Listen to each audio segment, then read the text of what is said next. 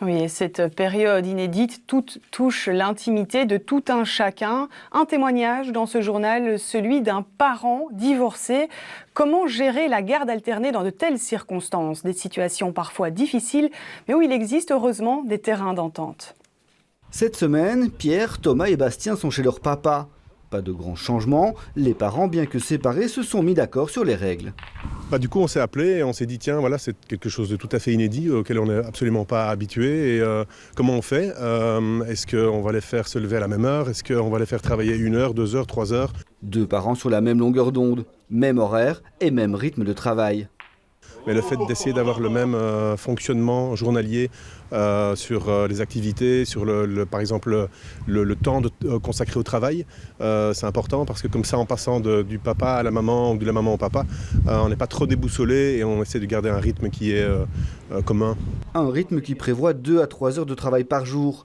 Pas de grasse matinée et pas de visite aux copains, où qu'ils soient. C'est pareil, hein, alors comme elle vit un peu moins en ville, on peut juste aller sur le Ravel se balader, mais pas plus, pas trop longtemps non plus, mais non plus on peut pas aller voir des amis. Une structure plutôt appréciée par les ados. Avoir un programme, ça fait un peu que les journées sont moins longues, parce que sinon on est un peu dans le flou, on ne sait pas ce qui va se passer, on attend et voilà. Reste que certains s'inquiètent parfois du comportement de l'autre parent. La Ligue des familles a fait un récapitulatif des règles. Le tribunal de première instance du Brabant wallon a rendu une ordonnance dans laquelle la juge fait expressément référence aux déclarations de la Première ministre et donc précise bien que comme ces déplacements sont autorisés, un parent ne peut pas utiliser la crise sanitaire comme prétexte pour ne pas remettre l'enfant.